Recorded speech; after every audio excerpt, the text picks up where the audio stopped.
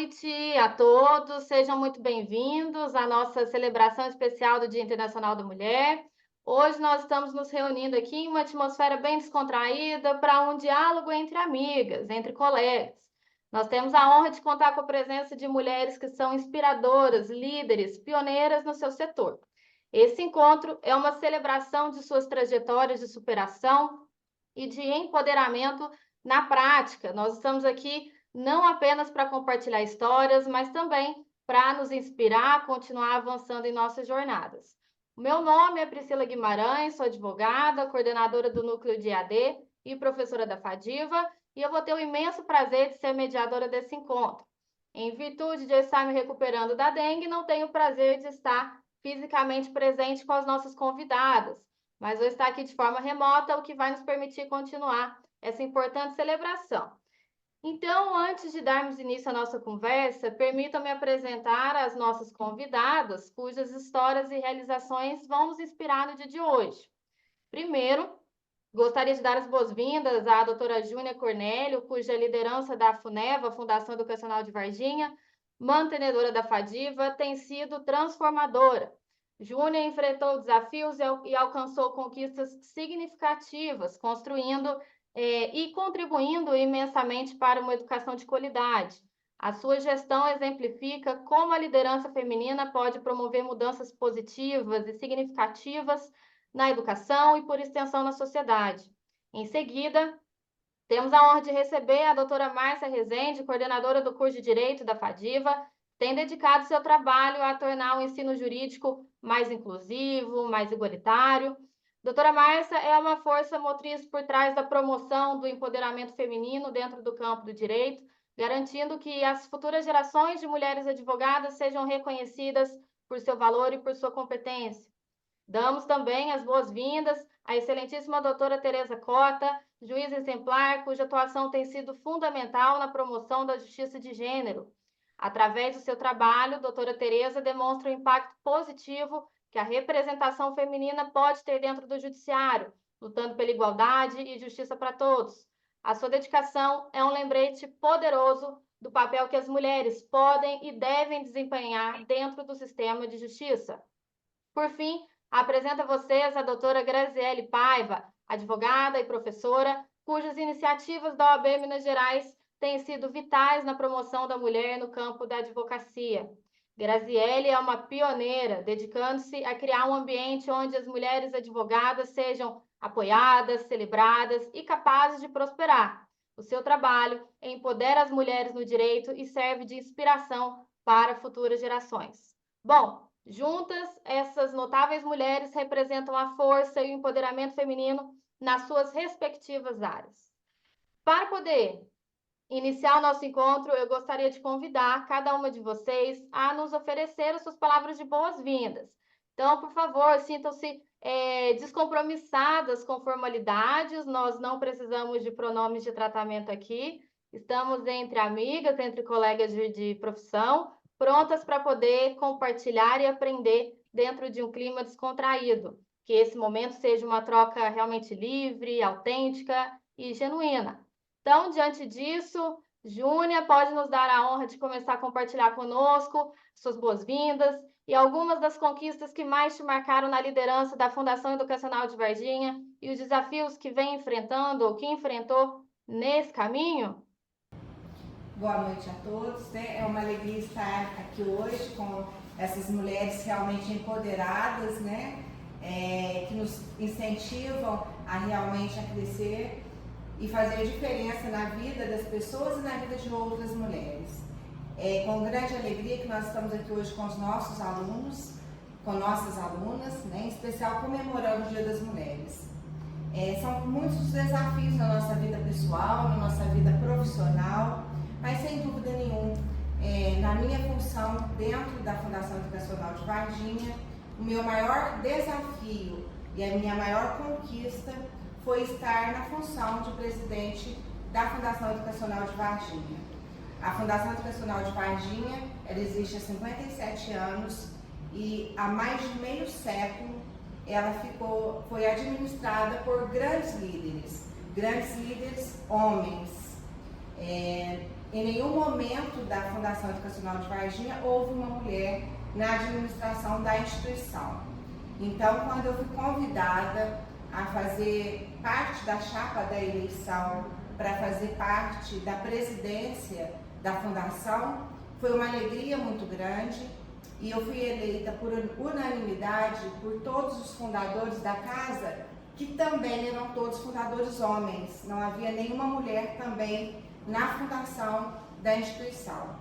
E isso foi um motivo de muita alegria, uma conquista muito grande, mas um desafio maior ainda. E esse desafio está aí comigo já há quase 5 anos e esse desafio tem sido pautado aí por pessoas, junto com pessoas do bem que trabalham juntos e numa conquista muito grande para a instituição. E a minha palavra é de agradecimento àqueles administradores que ficaram por mais de meio século na instituição. Eu pude ficar como vice-presidente de um grande administrador, Dr. Movan, permiti aprender muito com ele, aprendo ainda muito com ele, né? E estamos trilhando aí um novo caminho na instituição, um caminho aí de modernidade, de inovação, aliando a tradição à inovação e sempre procurando a excelência na educação. Então, esse foi o meu grande desafio e a minha grande conquista. Realmente, nós conseguimos ver hoje que as mulheres elas estão alcançando altos cargos, mas ainda em pontos de liderança nós estamos ainda muito atrás em relação às porcentagens. Então, fico muito feliz hoje de recebê-las, porque vocês representam as lideranças femininas dos setores de vocês. Ainda que tenhamos muitas mulheres dentro do sistema judiciário ou dentro da educação, nós bem sabemos que em posições de frente, em posições de poder, em posições de liderança, ainda estamos bem abaixo do gênero masculino. Então, muito obrigada, Júnior, por nos trazer essa percepção da Fundação de que por mais de meio século, né, que você disse, foi, na verdade, organizada e administrada por homens e há um período de tempo agora por você. Então, tenho certeza de que eu digo que, na verdade, quem administra uma casa é a mãe, normalmente, né? Então, eu acredito que dentro de uma instituição não pode ser diferente. E aí, pegando esse gancho, estamos aqui, né, com a professora Márcia, coordenadora do curso de Direito. Professora Márcia, né, já que é mantida pela FUNEVA, pela Fundação, compartilhe um pouquinho com a gente a sua perspectiva sobre os principais desafios que você vê que as mulheres enfrentam dentro do ensino, como que você percebe, né, o papel da educação na promoção da igualdade de gênero, quais estratégias que você considera eficazes para poder estar suprindo esses obstáculos. Bom, então vamos lá, boa noite, colegas de trabalho, de vida, nesse momento aqui, não é? Então, Priscila, quando você me apresentou, você colocou lá o doutora, né? É uma briga minha, tá? E eu acho que isso passa muito pela questão do meu empoderamento. Eu não sou doutora, eu sou professora. Então, eu sou professora desde os meus 18 anos. Eu atuei em todas as redes, em todos os níveis da educação, hoje na educação superior, já há quase 20 anos na FADIVA como professora. Há 2 anos e pouco a Júlia me convidou para fazer parte da coordenação. Também já atuei na coordenação em redes públicas e redes particulares na educação básica. Então, quando você fala do desafio, eu gostaria até de começar por isso. Ainda hoje, século 21, não é? Segunda década do século 21, eu ouço às vezes assim, nossa, você é tão inteligente e você quis ser professora? Ouço isso, então você é só professora? E eu ouço isso no meu dia a dia, eu falo assim, gente, como assim? Então, vamos pensar aqui um pouquinho comigo. Eu nasci na década de 60 e eu nasci numa condição de privilégio. Né, numa família estruturada economicamente, numa família tradicional varginhense, família materna e paterna, ambas famílias muito tradicionais. Então, assim, quando a gente fala às vezes de empoderamento, a gente tem muito aquela visão assim da dificuldade, aquela pessoa que estava assim num lugar muito difícil e ela conseguiu, e o mérito disso é imenso, pela própria força, pelas próprias escolhas, se alçar e chegar num lugar que ela escolheu. Eu, de uma certa forma, refletindo ontem, quando você me mandou as questões, eu falava assim, o que me colocou hoje naquilo que eu considero um lugar extremamente confortável, porque são as minhas escolhas, e isso eu chamo de empoderamento, foi exatamente isso.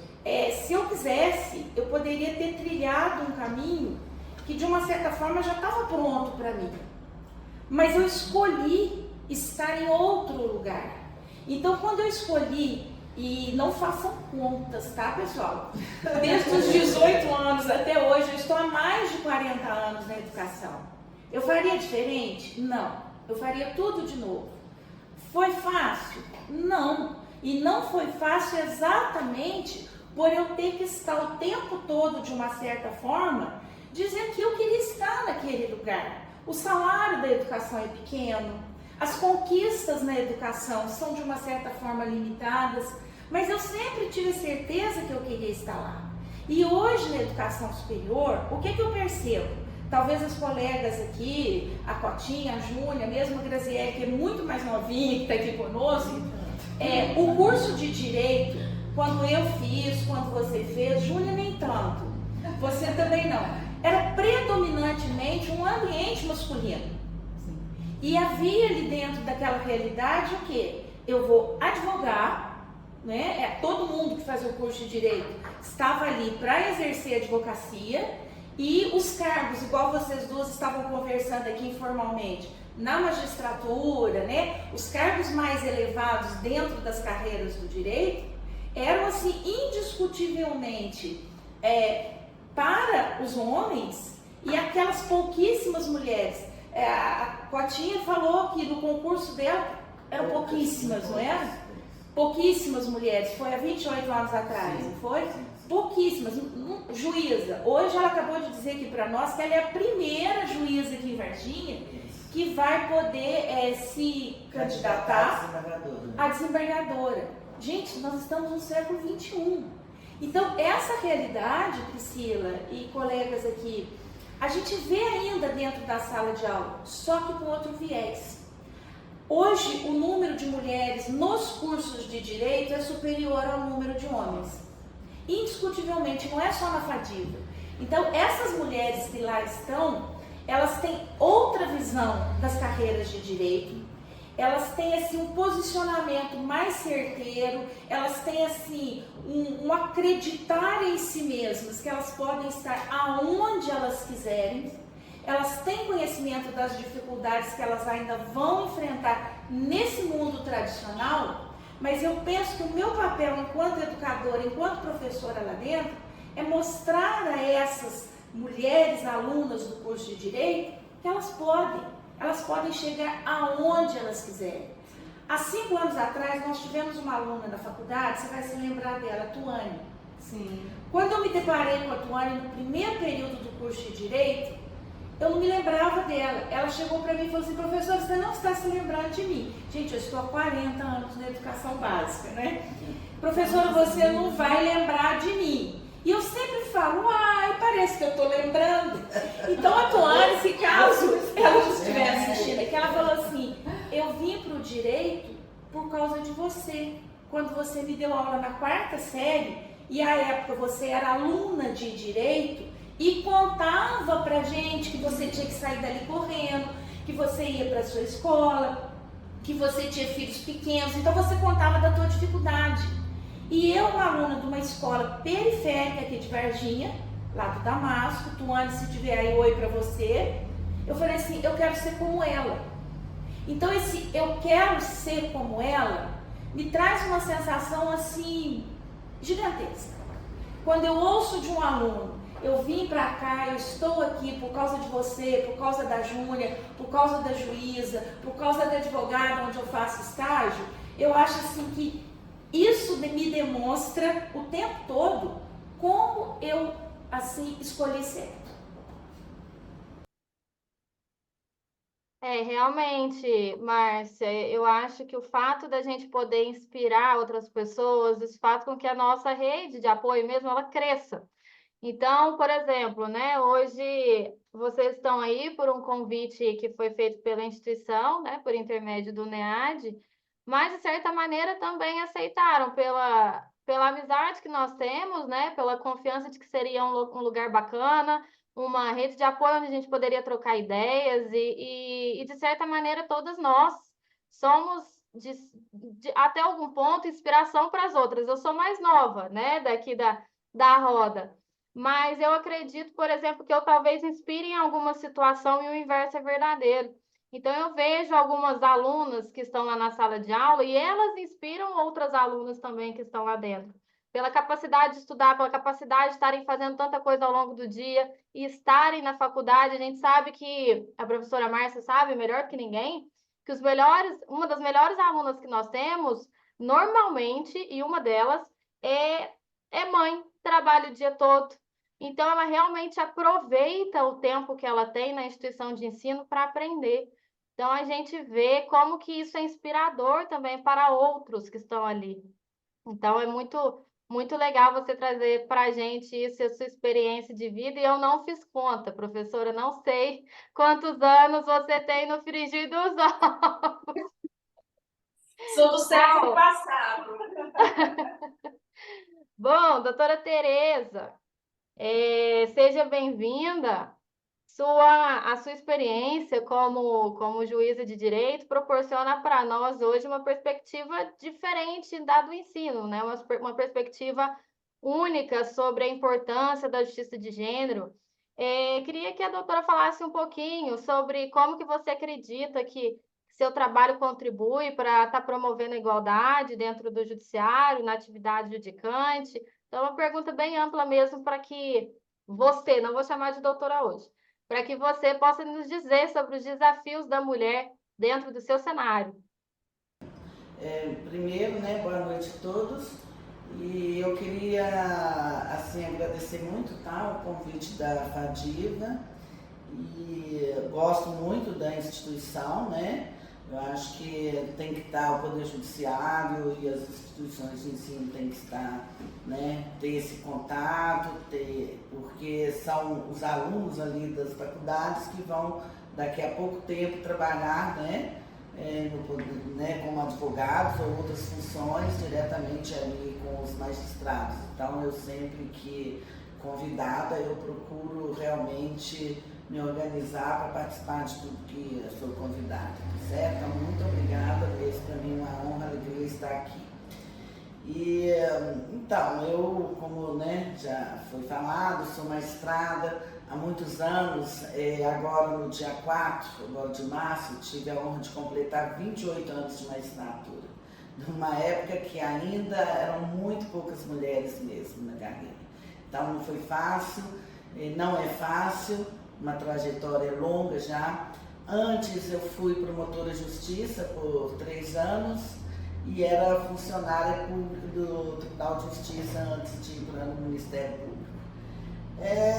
Eu assim, me sinto extremamente feliz na minha carreira, realizada.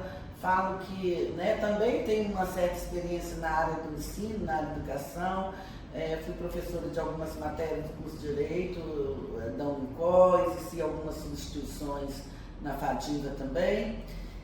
Mas assim, sou uma pessoa extremamente realizada na profissão, já poderia ter me aposentado há muitos anos, tenho todos os direitos legais, mas nem penso ainda, como a professora Márcia falou, não fazem conta, mas já tenho ao todo mais de 40 anos de serviço público e sou realmente uma servidora pública.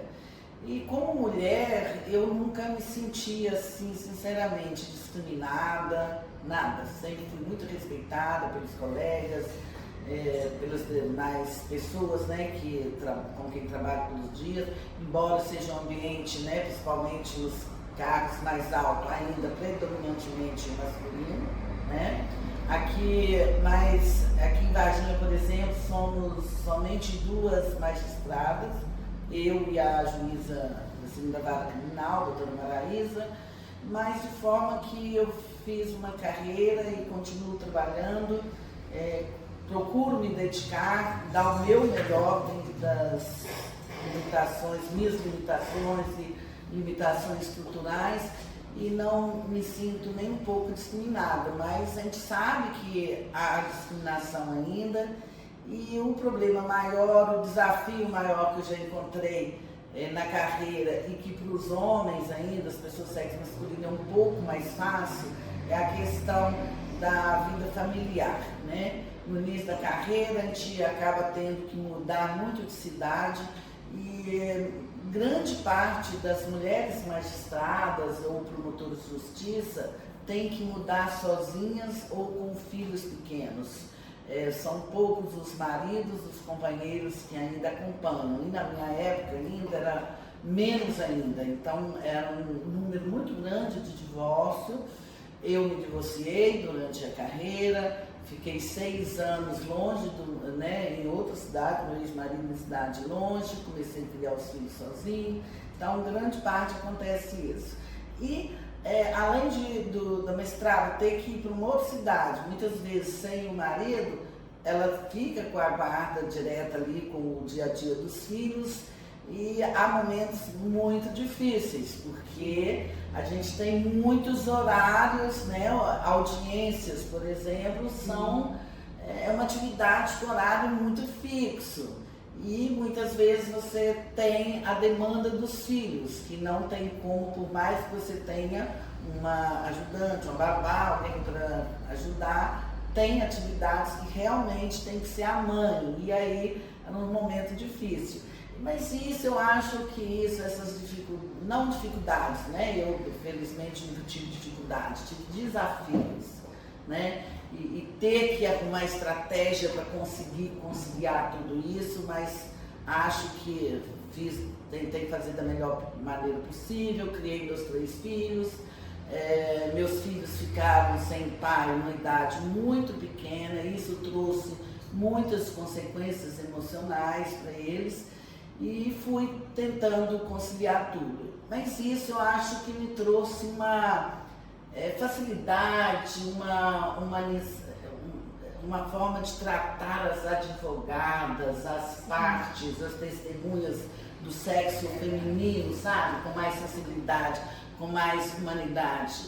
Eu vi alguns vídeos já de que alguns juízes, ainda mais agora na época, né, das audiências mais por videoconferência, de não deixarem advogadas fazer uma audiência com uma criança no colo, advogada fazendo audiência e tinha um filho de 3 anos brincando, e aquilo gerava um pouquinho de barulho, e juízes bastante nervosos com isso. Isso para mim já numa situação dessa não me atrapalha nem um pouco, o importante ali é a competência da advogada, porque às vezes naquele momento não teve condições realmente de deixar a criança em outro lugar, e desde que, né, realmente não haja um tumulto tão grande, não teria problema, porque eu mesma passei por essa situação. Eu teve ocasiões, algumas oportunidades que eu tive que terminar alguma audiência, fazer alguma atividade no fórum com um dos filhos junto. Eu amamentava no fórum, antigamente a babá tinha que se deslocar ao fórum, eu trabalhava muitas e muitas horas, tinha que levar, às vezes tinha que pedir um funcionário para buscar na minha casa, ou sair no meio da tarde correndo e voltar, outras vezes tinha que se trancar numa sala de audiência, amamentar e depois voltar, né, trancar numa sala, no gabinete, amamentar e voltar para a sala de audiência. Então, momentos difíceis, de forma que eu tento, né, tratar todos com muito respeito, né, e vendo as dificuldades de cada um, tentando ver o momento de cada uma, principalmente as mulheres, sabe? Porque a gente sabe como que algumas situações são mais difíceis ainda para as mulheres, por mais que os homens também hoje, né, exercem essa atividade, né, de ajudar na criação dos filhos, para as mulheres ainda a sobrecarga é maior. Então precisamos ter realmente muita empatia, humanidade, E hoje, como a Priscila já disse, a professora Márcia também, realmente a gente ainda há uma desigualdade de gênero, né, em todas as áreas, mas isso tem melhorado muito no decorrer dos anos. E na magistratura ainda é muito. O número de alunos hoje que entram no curso de Direito parece que é um pouco maior, né, do sexo masculino, mas que alcance uma carreira jurídica mais relevante ainda é bem menor.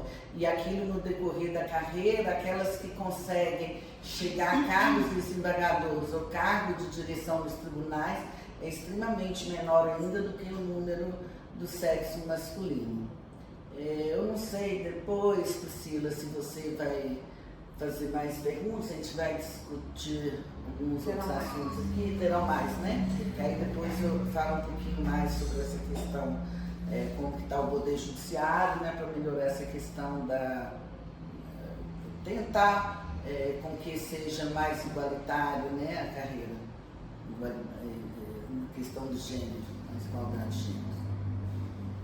Sim, a gente vai conversar, vai dar tempo de pontuar várias coisas que eu sei que vocês querem pontuar no dia de hoje, que é um dia tão importante. Eu digo que o Dia Internacional da Mulher, a gente precisa fazer mais do que normalmente é feito, que normalmente lança-se um post no Instagram e é isso mesmo.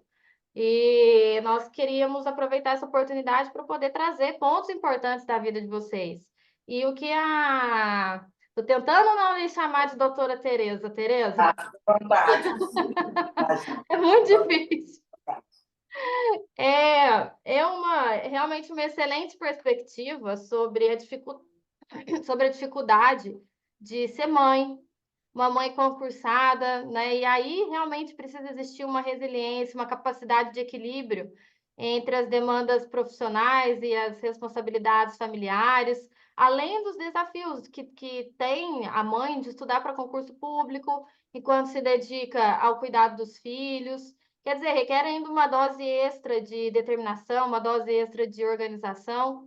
E a Cotinha mencionou que, ainda com o avanço da tecnologia, né, a gente tem visto alguns cenários tristes até de audiências virtuais em home office, onde algumas mulheres elas acabaram se deparando, e ainda hoje, com os juízes, né, não aceitando ali a sua presença com o bebê de colo, incomodando com a postura, incomodando eles com essa postura, né, de estar com o bebê, de ser a única, não tem uma rede de apoio, o marido está trabalhando, é uma mãe solo.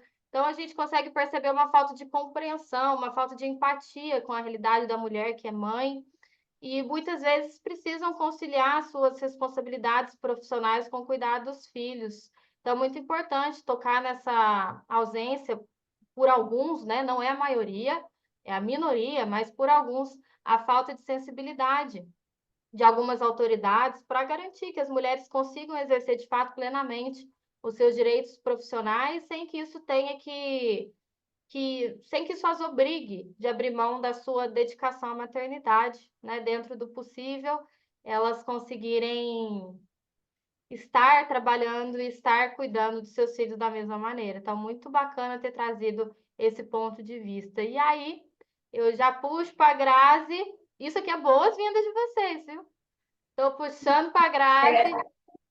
No contexto da OAB Minas, Grazi, da sua profissão como advogada, o que você vê como dificuldades, quais iniciativas que você liderou para estar apoiando a mulher advogada, porque eu sei que você é uma grande ativista nesse setor, como que também a sua experiência como professora complementa a sua atuação. Então, fala um pouquinho sobre isso que a gente queria saber. Bom, primeiramente, boa noite a todos que estão aí em casa, assistindo aí esse programa tão inspirador. Boa noite a todas que estão aqui ao meu lado. Me sinto extremamente honrada porque são mulheres que, dentro das suas respectivas áreas, muito me inspiram. Então, eu acho que é interessante eu começar pela minha trajetória. Eu saí do colégio e já fui fazer Direito. E quando eu me deparei na faculdade de Direito, eu estava com... A minha turma tinha 200 pessoas e, em sua maioria, eram homens e pessoas mais velhas do que eu, bem mais velhas, pessoas acima de 40 anos. Então esse foi o grande baque, assim, para mim, quase que uma adolescente ingressando na faculdade aos 18 anos de idade. Me formei aos 22. Fui a primeira advogada da minha família. Então eu desbravei muita coisa, eu não tive nenhum modelo para que eu pudesse me inspirar. Então, esse já foi o meu grande desafio.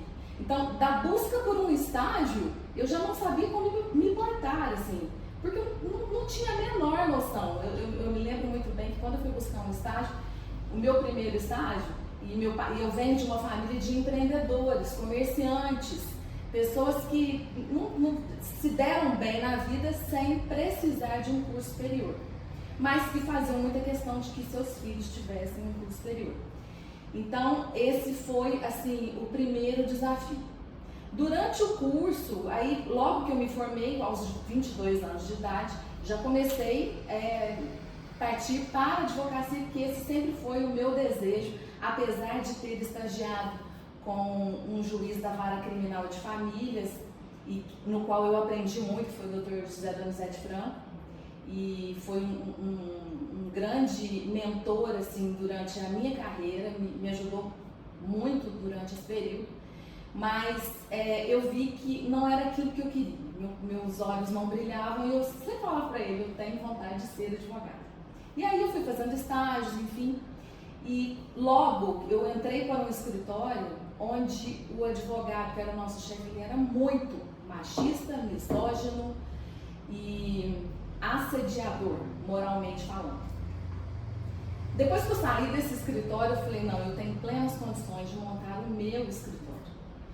E só que assim, quando eu me formei, há mais de 20 anos atrás, não façam conta. Não, no seu caso a gente pode.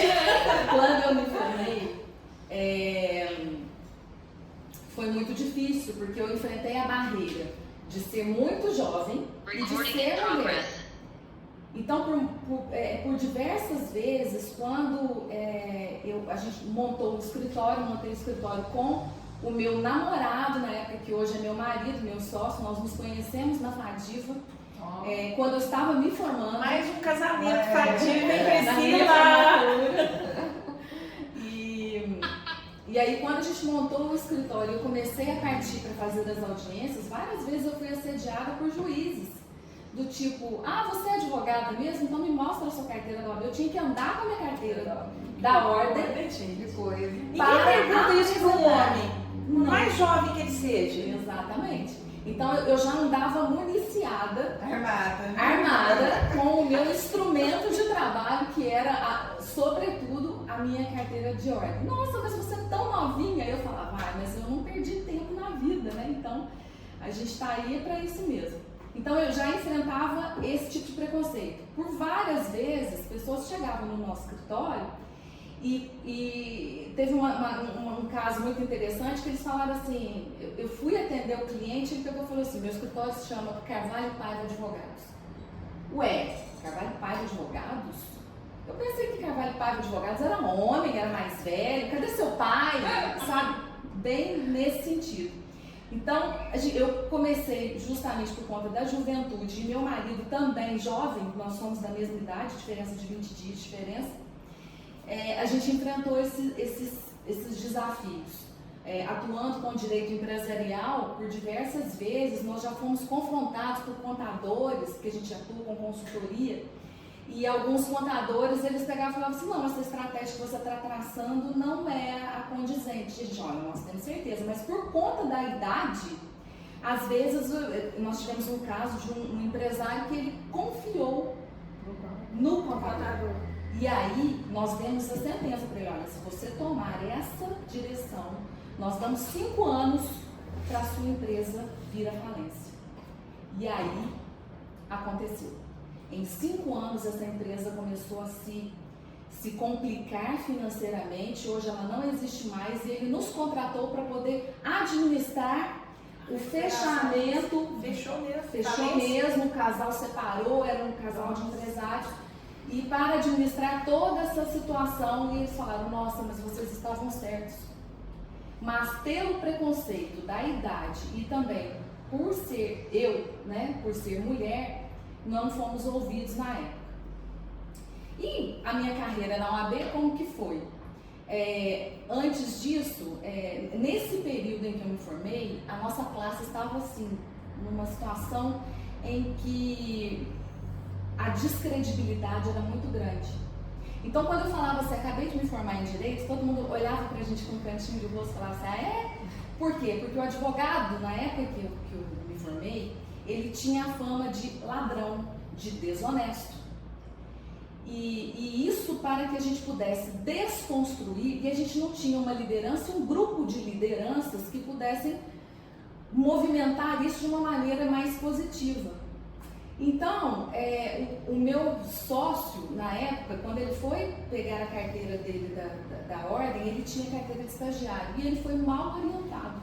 Quando ele foi mal orientado na OAB, porque os funcionários daqui, na época não tinham, aqui era apenas o presidente, não existiam comissões, os funcionários não eram treinados, eu nem me lembro quem que era o presidente seccional na época, mas ele foi mal orientado, mandaram a carteira dele de estagiário para Belo Horizonte e incineraram, ele perdeu o número dele.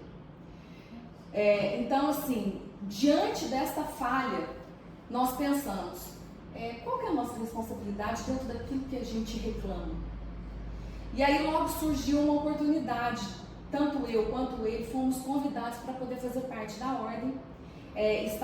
Entrou um presidente novo, na época o Marco Antônio Salles, fomos convidados pela doutora Maria Tereza Aze, que foi uma das grandes lideranças femininas que iniciou todo esse movimento da OAB Varginha, e a gente precisa dar esse crédito para ela, muito embora às vezes eu ache ela até um pouco esquecida, né? E ela foi uma grande líder e ela me convidou para poder fazer parte, e na época eu fui convidada para fazer parte da Comissão de Meio Ambiente, de Direito Ambiental.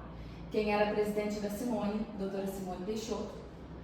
E a gente, assim, nossa, eu me apaixonei pela ordem, pelas pessoas que você conhece, pelas mulheres. Eu era uma das mais novas do grupo, tanto eu quanto o Dr. Luiz, meu sócio. E isso, sim, foi muito bacana. E a gente tinha sede de mudanças, a gente queria mudar.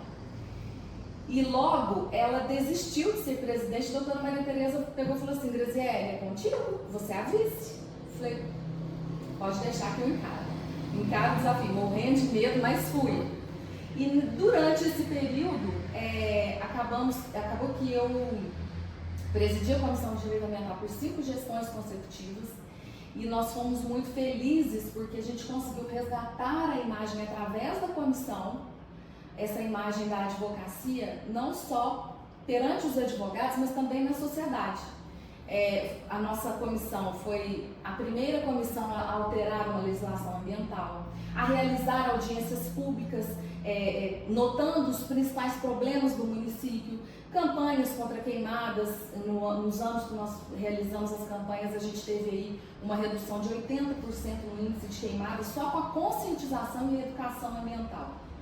E muitas outras conquistas que nós tivemos. A primeira vez que um prefeito pisou na nossa sede da ordem foi através da Comissão de Direito Ambiental. A gente era convidado pelo presidente da Câmara da época para debatermos assuntos para que ele pudesse votar de uma maneira mais assertiva com relação ao direito ambiental, às necessidades do município, à legislação vigente. Então a gente, depois o meu sócio, o Dr. Luiz, prestou consultoria jurídica voluntária no CODEMA, onde ele fez uma mudança total no processo administrativo ambiental, porque nós somos especialistas em direito administrativo, direito público, além do tributário e do aduaneiro. Então, a gente fez essa transformação e nós conseguimos, junto, lógico, que com o time, na época, Gustavo Chafun, que era o nosso presidente, que nos dava carta branca para poder atuarmos, né, enquanto comissão, nesse sentido. E aí a gente começou a restaurar essa imagem da advocacia. A pessoa falou, nossa, mas a OAB faz isso tudo? As pessoas, nossa, não sabia que a OAB era tão atuante. E aí fomos nessa empreitada. Após essas 5 gestões da Comissão de Direito Ambiental, eu fui convidada para fazer parte da diretoria da subseção de Varginha como diretora tesoureira. na gestão já do Dr. Ubirajara, que foi o meu primeiro grande desafio, né? Porque eu falei, gente, diretora e tesoureira, como, né? A gente fica assim, morre de medo. Mas falei, não, mais uma vez, eu dou conta. Eu gosto de desafios na minha vida. E aí, a gente fez um trabalho muito bacana de choque de gestão, de organização das contas, porque afinal de contas a gente trabalha com um dinheiro que não é nosso, com repasses que vêm de Belo Horizonte, mas que são advindos das anuidades que são pagas pelos advogados. Então eu falei, e aí a gente começou, né? Eu tive uma equipe que me ajudou muito a mudar toda a sistemática que existia até então. E aí a gente, nós revolucionamos nesse choque de gestão, tivemos aí na primeira gestão uma economia de 80% dos gastos das gestões anteriores, apesar da inflação, do aumento do custo do dinheiro, enfim.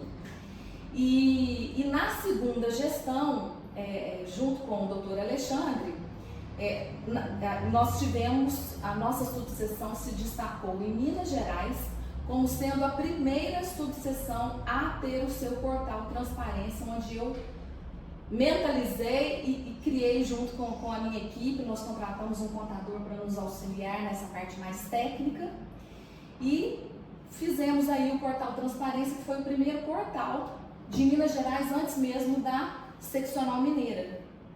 Então essas foram as conquistas, os desafios, né? Tive voz, né, na diretoria e isso foi o que nos proporcionou essa conquista. E eu penso que todo o trabalho em equipe, e quando a gente fala de OAB, é trabalho em equipe, nós não recebemos nada por isso, mas o desejo de mudar é muito maior do que simplesmente falar, eu não estou ganhando nada para isso. Minha mãe às vezes pergunta assim, você está ganhando? Eu falo, não, mas é a minha sede de mudança. Então, tudo isso faz com que a gente se sinta assim, uma gratidão muito grande ao final de ter uma história tão bem sucedida. E aí, depois disso, fui convidada pela nossa presidente estadual da Comissão da Mulher Advogada para fazer parte da comissão, ela vendo essa experiência que eu tinha com comissão, de trabalhar, de organizar eventos e engajar pessoas para poder estar conosco. E aí eu quero fazer um adendo, porque a Comissão de Direito Ambiental foi uma comissão maravilhosa, é uma comissão extremamente plural. E eu falo que são nas diferenças que a gente se complementa e a gente consegue fazer um bom trabalho. Na nossa comissão nós tínhamos o Dr. Romané, que foi um juiz aposentado. Nós tínhamos o Dr. Luiz, que era da minha idade, meu sócio, meu namorado, meu noivo na época. Nós tínhamos a doutora Simone, que era uma advogada de meia idade, com uma certa carga de experiência, uma mulher super ativa. Tivemos jovens advogados, como a doutora Shirley Teodoro, que é a atual vice-presidente da OAB, que tinha acabado de se formar.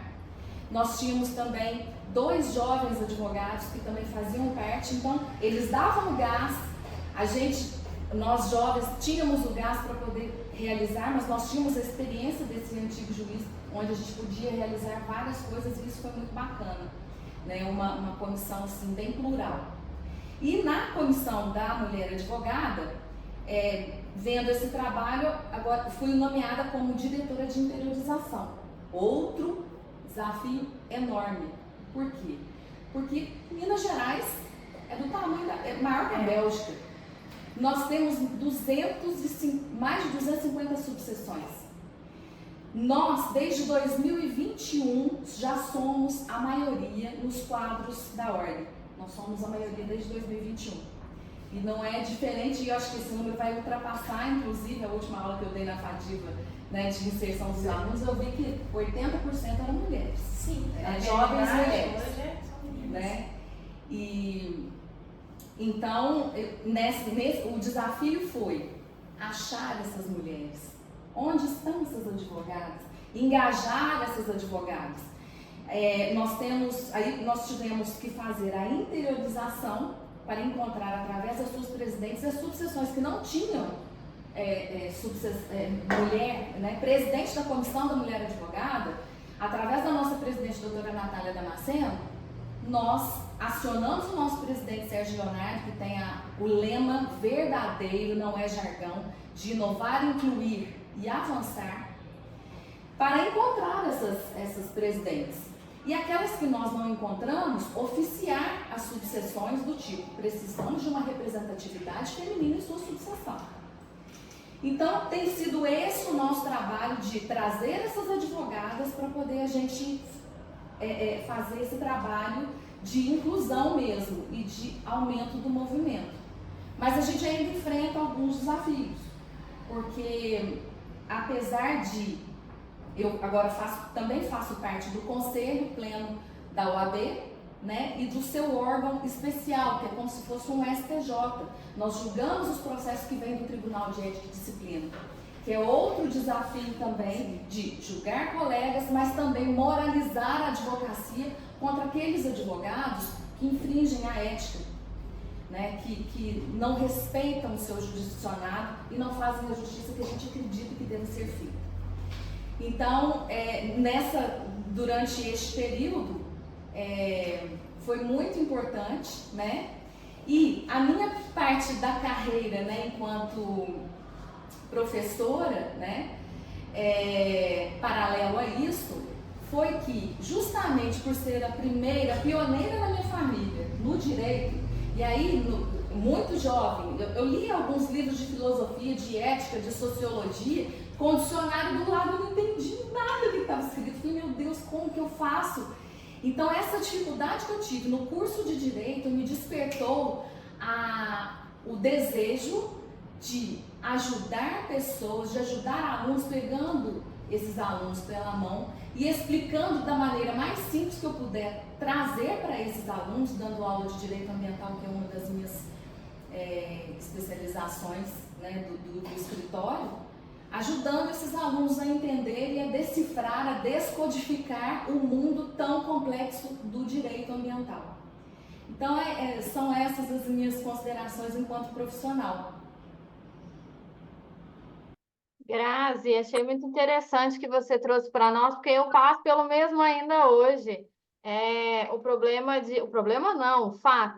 O fato de sermos advogadas mulheres, jovens, e no meu cenário ainda é um pouco pior, porque eu estou na área criminal. Então, eu chego no presídio, a gente já nota um olhar diferenciado por parte até da Polícia Penal. Não estou dizendo que seja aqui de Varginha ou de comarcas específicas, pelo contrário, mas a gente sente um tratamento diferente. Então, assim como você, eu também me deparei e me deparo ainda com descrença em relação ao nosso trabalho, em relação à nossa capacidade profissional, por conta do gênero, idade, área de atuação, principalmente quando eu era estagiária, né, há mais de uma década também, já faz um tempinho, mas também passei por realidades desagradáveis que você também enfrentou. Muitas das vezes tinham advogados que queriam favores de, o meu processo precisa andar um pouco mais rápido, e aí tentava nos assediar de alguma maneira, como se a gente tivesse poder para fazer alguma coisa.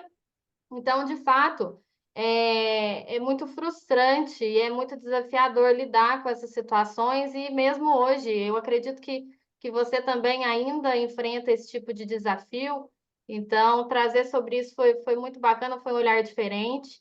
E sua carreira, ela é realmente inspiradora, né? Por mais que tenha desafios significativos, você demonstrou uma grande determinação para superar. Inclusive, hoje até professora do nosso cursinho da OAB, atua ativamente lecionando também.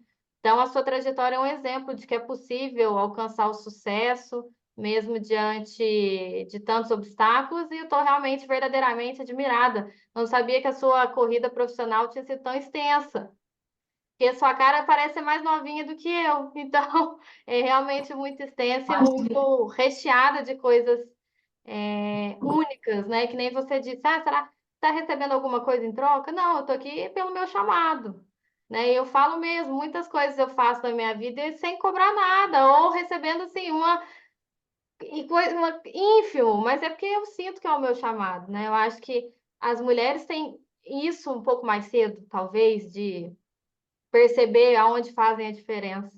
Então, meus parabéns por estar nos ajudando aí dentro da advocacia. Falo por mim, mulher advogada e jovem. Evidentemente que a sua figura dentro do nosso setor faz enriquecer ainda mais a advocacia, quiçá brasileira. Então, obrigada, Grazi. Bom, meninas, eu queria ouvir, na verdade, vocês agora podem bater um papo, quero saber um pouco. Qual, na verdade, né? A gente mensurou aqui vários desafios na corrida profissional de vocês, mas qual a história pessoal mesmo que marcaram vocês? Como que esses momentos influenciaram na visão de mundo de vocês? O que que foi aquela virada de chave que vocês falam? Ah, isso mudou o meu modo de ver a vida, me mudou como pessoa. Queria que vocês conversassem entre vocês e dou a palavra. Priscila, se me dão licença, eu gostaria de falar um pouquinho a questão, né, da desigualdade de gênero no Poder Judiciário, das medidas atuais, né, que vão ser adotadas, começaram a ser adotadas para diminuir essa questão, melhorar essa questão. E assim como a OAB, né, tem a parte da OAB Mulher, na magistratura também a Associação Nossa de Classe, que é a MAGES, várias associações no Brasil de magistrados, também tem a parte dedicada à mulher. Em Minas Gerais nós temos um braço da MAGES, que é a MAGES Mulher, que tem feito um trabalho muito bom, com muitas atividades, esteve presente no Congresso da Magistratura Mineira, foi realizado em agosto do ano passado, em Ouro Preto, e com muitos painéis, muitas palestras, trouxeram mulheres no Brasil e até algumas do exterior para falar sobre essas questões. Então, infelizmente, hoje ainda é necessário, né, ter todas essas atividades, essas, né, questões, essas discussões, ainda mais agora, né, no Dia da Mulher, sempre relembrar, porque ainda realmente as mulheres sofrem de discriminação, um número grande ainda, e eu tenho visto também agora, além de ser magistrada, né, juíza em Varginha, sou titular da 2ª Vara Civil da Comarca de Varginha há mais de 16 anos, tem 1 ano e meio que eu respondo pela comarca de Paraisópolis, que é formada por mais municípios, ao todo 4 municípios. E lá eu exerço a magistratura em todas as suas áreas. E eu estou impressionada, e além do que a gente vê na imprensa, mas quando a gente está ali trabalhando no dia a dia, do número aí de como as mulheres ainda são vítimas de violência doméstica. Está muito alto ainda, muito alto. Todo tipo de violência doméstica. E, infelizmente, também, como que as mulheres, está aumentando o número de mulheres na área do crime. Ao mesmo tempo que, né, tem alcançado melhores cargos, né, status social, esse empoderamento todo, infelizmente, também na criminalidade, na parte ruim, ela tem aumentado. Mas muitas ainda vão para o crime por causa dos companheiros, né, dos maridos. Então, isso é uma questão muito séria que, por mais que tenha todo esse trabalho, né, de conscientização, de tantas palestras, tantas atividades visando minorar essa questão de violência doméstica, ao que está parecendo que os números não estão diminuindo, muito, muito sério. Mas agora, no que se refere, né, às mulheres da magistratura, somos poucas ainda, o número é bem menor do que os homens ainda, né, na primeira instância, mas quando se vai para os tribunais superiores, a diferença é muito, muito maior. Nós nunca tivemos em Minas Gerais uma presidente do Tribunal de Justiça. Tivemos há pouco atrás uma desembargadora Ana Paula, que inclusive é natural da cidade de Machado, que ficou na presidência substituindo o atual presidente por 1 semana. E aquilo foi muito comemorado, porque já é um início, né, de mudança de perspectiva. Então, com isso, embora a Constituição Federal fala que as vagas para as promoções, para os cargos embargadores, né, seja por merecimento e antiguidade, e que o critério, o principal critério é estar fazendo parte da 5ª parte da lista de antiguidade das entrâncias especiais, o Conselho Nacional de Justiça, em setembro do ano passado, editou uma resolução no sentido de que algumas vagas destinadas a merecimento sejam preenchidas só por mulheres, de forma que só magistradas poderão inscrever. E nisso, por exemplo, no meu caso, né, que já sou magistrada há 28 anos e já faço parte agora da 5ª parte, da primeira 5ª parte da lista de antiguidade dos magistrados de Minas Gerais, vou começar agora a candidatar-me ao cargo de desembargadora. São muito poucos cargos, mas espero que em 15 anos que me resta ainda que eu possa ficar na magistratura, se Deus permitir, se eu tiver uma boa saúde, ainda chegar ao final da carreira. E com essa resolução isso vai facilitar, porque algumas vagas vão ser concorridas somente por mulheres, né? Então isso vai facilitar.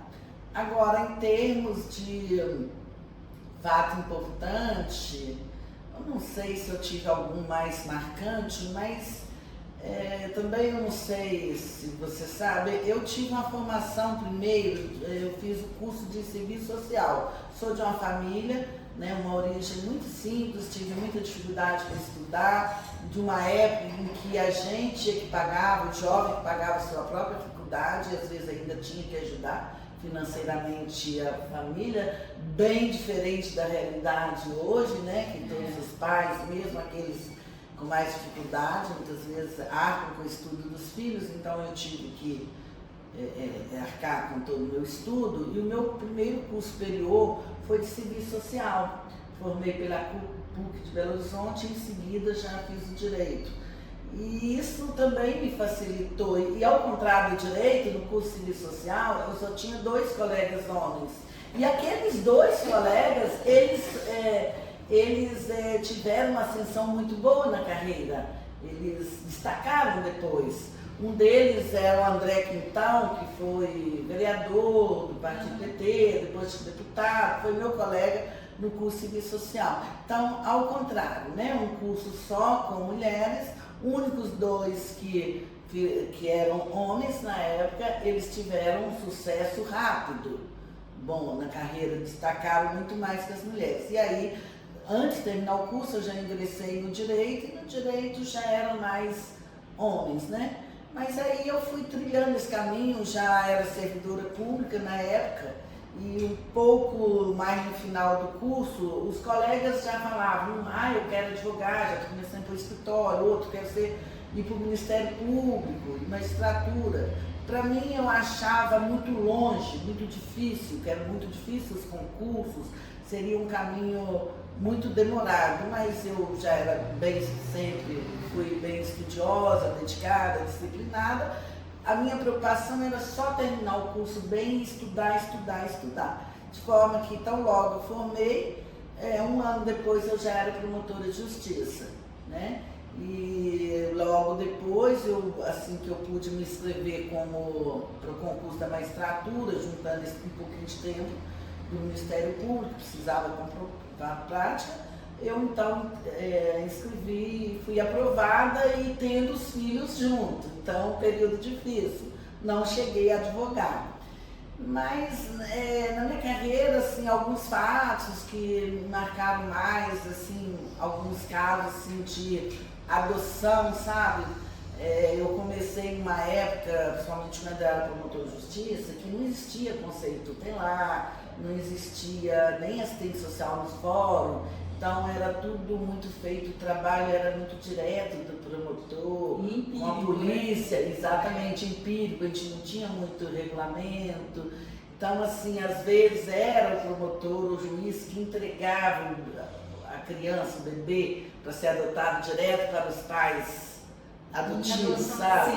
Sim. Não, fazia o processo, mas tinha os processos. Antes tinha a adoção, podia ser por escritura particular, mas nessa época já tinha o processo judicial, mas não existia uma Os critérios, né? Tinha critério, não tinha infraestrutura, né? Não tinha infraestrutura, tinha legislação, tinha tudo, mas não tinha infraestrutura de pessoal, não tinha assistente social direito no fórum, não tinha psicóloga, não tinha conceito tutelar. Então a polícia, diante da situação lá de abandono de crianças, procurava primeiro o promotor. Isso havia alguns momentos assim bem de muita emoção, sabe? Tive alguns casos também em audiência, sabe? De área de família, um caso assim que havia uma litigiosidade muito grande entre pais e filhos e ex-mulher, um caso específico, foi até 3 Corações, que o alimentando já eram, os 2 filhos já eram até maiores, mas precisavam do pagamento da pensão, e o pai não aceitava. O pai tinha uma condição financeira melhor, depois piorou, e não aceitava de maneira alguma, e era um conflito muito grande.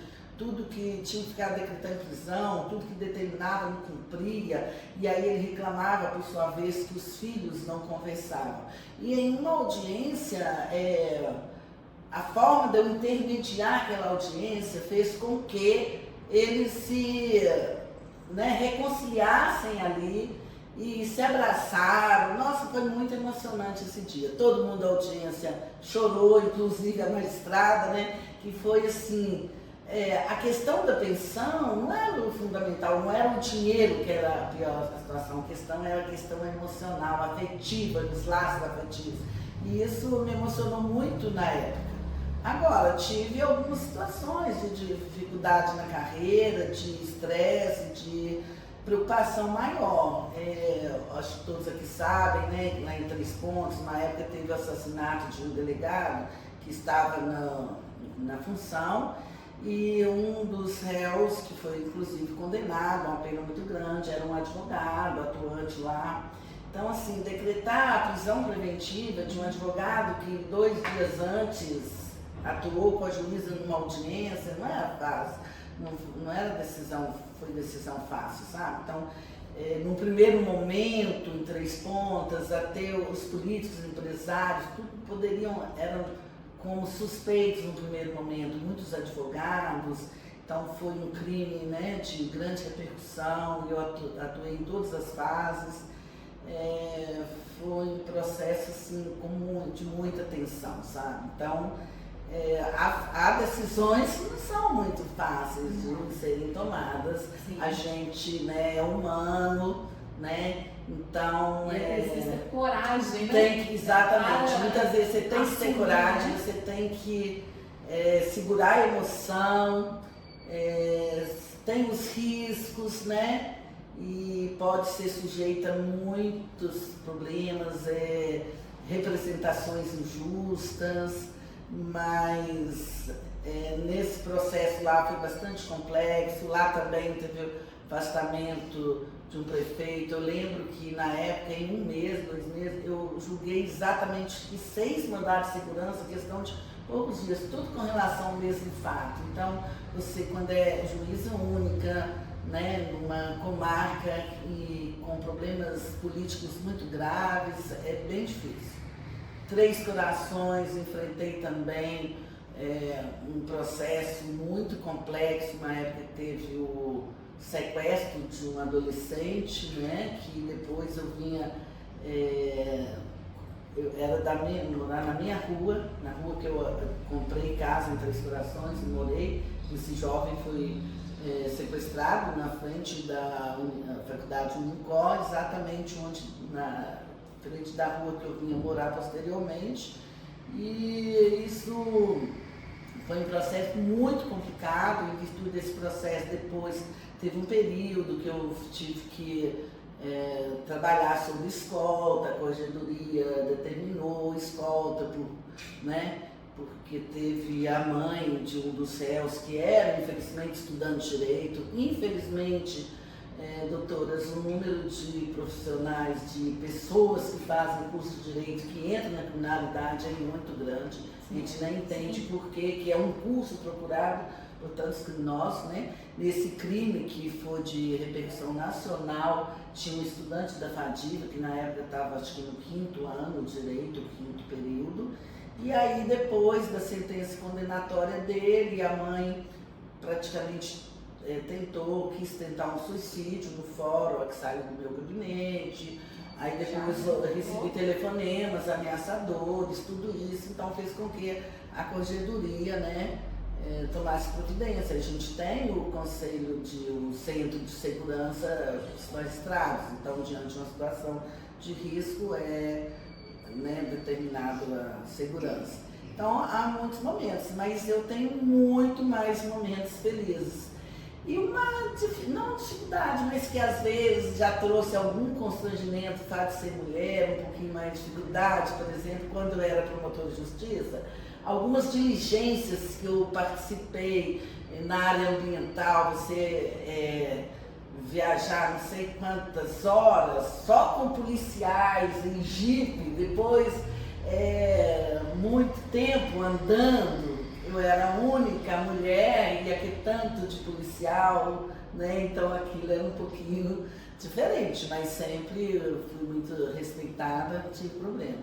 Então, na verdade, eu fiz agora 28 anos de magistratura, sou realmente apaixonada pela minha profissão, posso me aposentar a qualquer momento, mas ainda gosto muito, tenho trabalhado muito, porque além de Varginha, responsável por todas as áreas na comarca de Paraisópolis, que não é fácil, é difícil. Às vezes eu viajo 300 e tantos quilômetros por dia, tem vezes eu vou e volto no mesmo dia, então difícil. Mas o amor mesmo da gente, eu costumo falar que só brinca que de paraíso lá só tem o nome, nós fala que é de dar trabalho, excesso de trabalhar, é proporcional ao amor mesmo, carinho que eu desenvolvi pelo povo, sabe? Que comarca pequena, que não fica juiz titular, não tem promotor, não tem juiz, então o carinho que eles têm com a gente, a gratidão de você fazer um bom trabalho,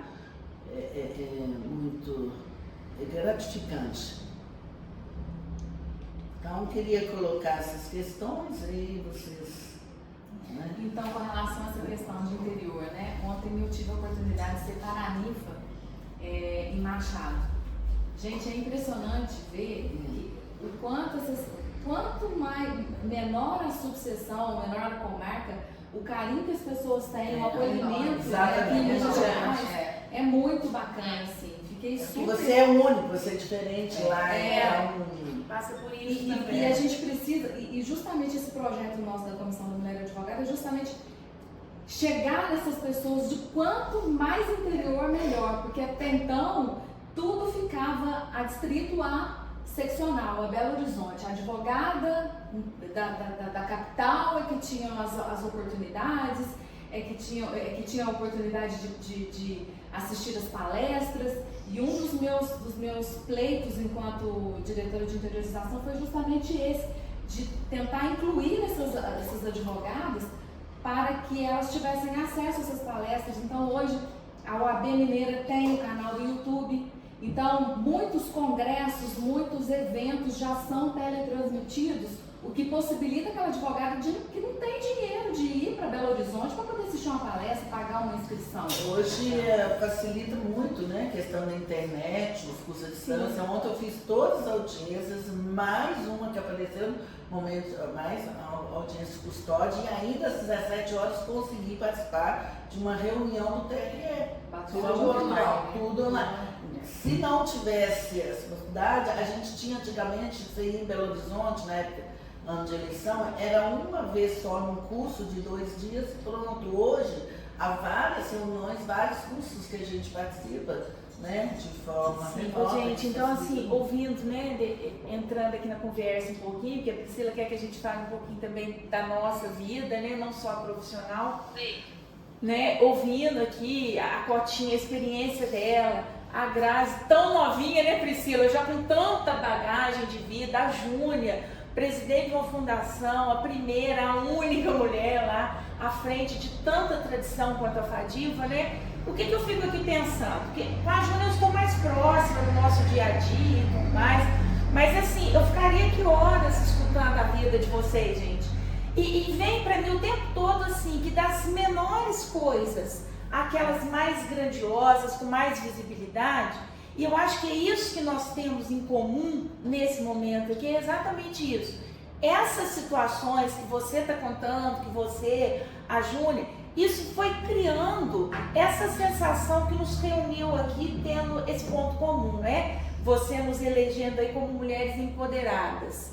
É da coisa mais simples do nosso dia a dia, da nossa rotina, a algo que realmente se mostrou. E aí eu fico aqui pensando, né? O que me empodera?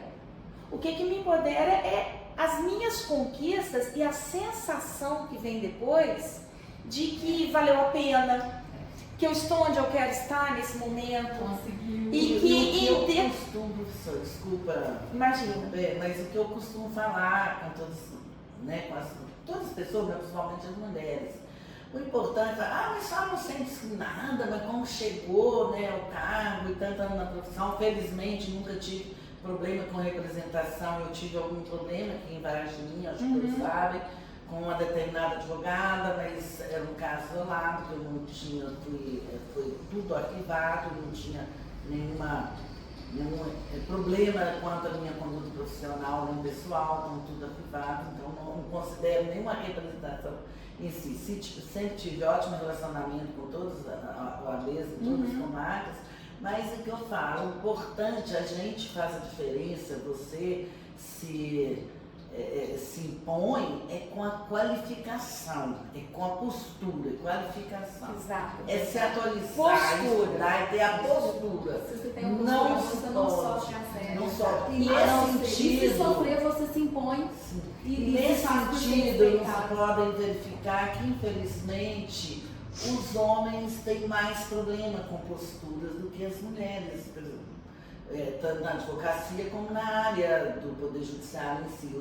Todos, às vezes, vem alguns vídeos que passam na internet, muitos excessos de alguns, né? Claro, não é a maioria, mas alguns casos mais fracos de advogados. O número maior é de homens que se alteram, né? Se descontrolam, que não têm a postura. Então, gente, a questão é se qualificar, ter postura. Não precisa E essa postura... E a nossa arma maior é a caneta. Não precisa discutir, não precisa desrespeitar o outro. E eu acho que vai muito também, quando você fala de postura, das atitudes.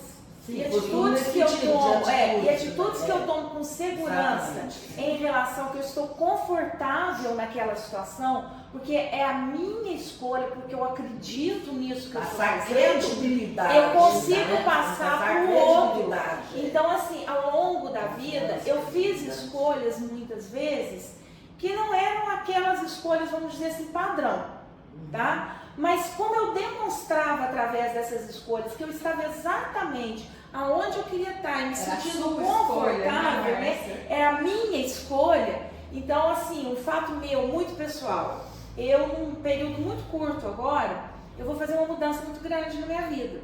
Eu vou morar na roça. E de quase todo mundo, não só dos próximos, mas dos distantes, assim, você vai morar na roça? Com quem? Sabe quem foi a única pessoa que não me perguntou isso? Professora, é questão da segurança. Sabe quem foi a única pessoa que não me perguntou isso? O Joel, meu pai da Priscila e é o marido da Júlia, que fez o projeto da minha casa pra mim. Ele foi a única pessoa, a única, Júlia, a única. E homem, ninguém pergunta, né? Que não me... Exatamente. Se eu fosse um homem indo morar na roça, né? Mas você vai fazer o que lá? Você vai morar sozinha? Depois eu vou pegar um gancho seu. Tá, você vai morar sozinha na roça? Então eu vejo passar assim pela cara das pessoas. Louca. Louca.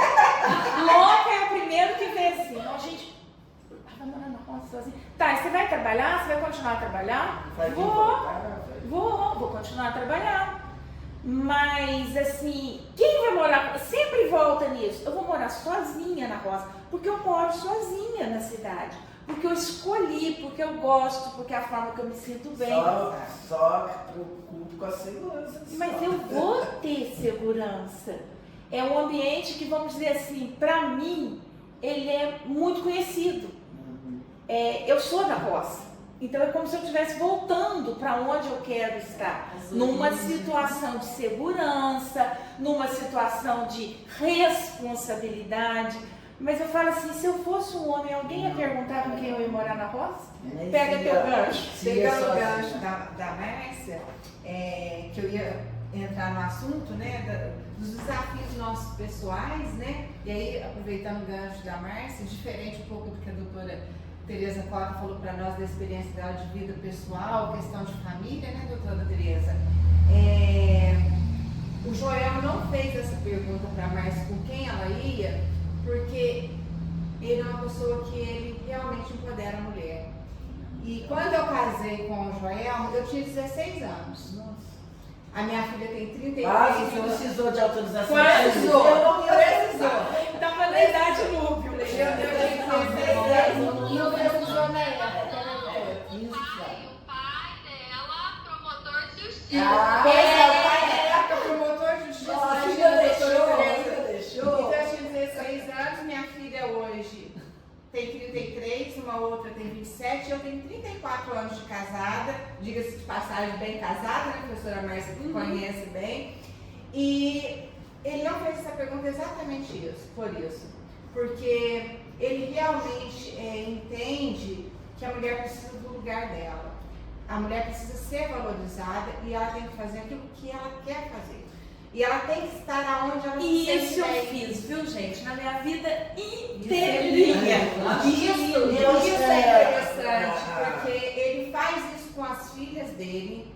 Ele fala muito isso com a Priscila, com a tenho Fernanda. certeza que isso reverberou Né? de forma muito positiva. Muito positivo. São homens a Dela, serem na seguidos. carreira. Exato. A Priscila como a Fernanda, que é a minha outra filha, elas são extremamente independentes. A Fernanda é advogada, a Priscila é advogada, a Não Fernanda é precisa, médica. a questão, gente, não é ser feminista no sentido de Exatamente. Exatamente. É cada um ter a sua liberdade, Eu não suas sou nem um pouco competências e habilidades. feminista. Interagir, dá pra Exatamente. interagir de forma diferente. Eu comecei com 16, casei com 16 anos, com 17 anos eu já trabalhava na área de educação, trabalhei em algumas escolas, que a professora Márcia também Chegamos até trabalhou. nos esbarrar.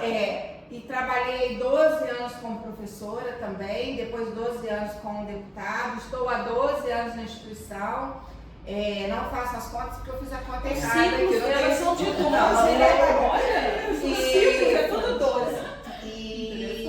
Então, assim, realmente a importância foi muito grande, esse apoio que eu tive dos meus pais quando eu casei, porque casei muito cedo, e eles foram pilares ali importantíssimos na minha vida, porque eu lembro direitinho que o meu pai, o Joel foi conversar com meu pai, pediu autorização para eu casar com a doutora Tereza. E nesse dia o meu pai falou para o Joel, hoje você não vem aqui não, porque hoje a minha conversa é com a Júlia. E eu lembro nesse dia que o meu pai, ele não tocou no assunto comigo, ele só falou assim, é isso que você quer, minha filha? Eu falei, pai. Ele falou assim, então assim será. E desse dia em diante, o meu pai e minha mãe foram muito atuantes na minha vida, muito presentes, foram um pilar realmente. As águias que te deixaram Eu voar. não- Né? Então, eu já não tive muito essa sorte no sentido de muito apoio no início, porque morava em área rural, a minha mãe só tinha a terceira série primária, o meu pai era inteligentíssimo, mas porque tirou uma nota 9, ele abandonou um colégio interno, que ele era muito gênio de física, afinidade de física, não aceitava menos do que ele achava que ele tinha direito. Então, quando eu terminei a 4ª série, eu estudei primeira, segunda e terceira série, numa escolinha rural, muito pequenininha, com uma professora para todas as séries. Multisseriada. E era multisseriada. E ela tinha 4 séries só, foi minha colega depois do colégio. E aí foi primeira, segunda e terceira. Na 4ª eu já fui para um distrito que chama Vila Pinto, apelido de Caxambu. E aí já era bem estudiosa, aprendi a ler em casa praticamente sozinha, entrei na escola com 8 anos, porque antes morava num lugar que não tinha jeito de ir, e aí como eu desenvolvi rápido me aprovaram, mas aí ó, que eu terminei a 4ª série, as professoras falavam, você vai continuar os estudos, vai continuar, eu tinha que ir para uma outra cidade. E aí um dia eu falei, não vou, acho que não vou estudar mais não, porque eu quero estudar muito, mas meu pai disse que não precisa, porque para casar, mulher não precisa estudar para casar. Isso era a realidade de praticamente 50 anos atrás, né? Mas aí E é uma realidade ainda no interior. Ainda tem isso, nossa, não dá nem para acreditar. Mas aí eu teimei, fui aos pouquinhos ali, e fui a única da família que conseguiu estudar na época.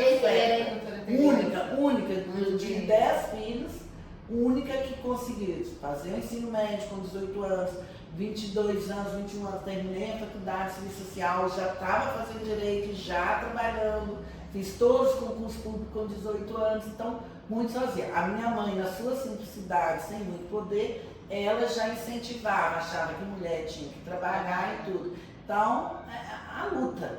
Mas se a pessoa quer, o problema é que infelizmente a juventude hoje, um grande número, né?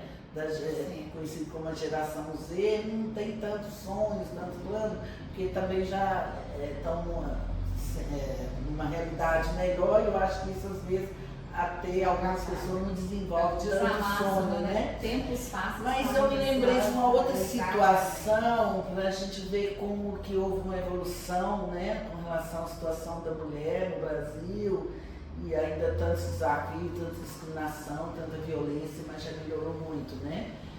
Vocês sabem, né, se não chegou a advogar, a doutora Graziele não chegou a advogar nessa área, talvez a doutora também não. Na área, há muitos anos atrás, na parte criminal, quando a mulher ela era estuprada com 13 anos, 12 anos, mas se ela casava, o homem ficava isento de pena. Então, os pais obrigavam... Oi?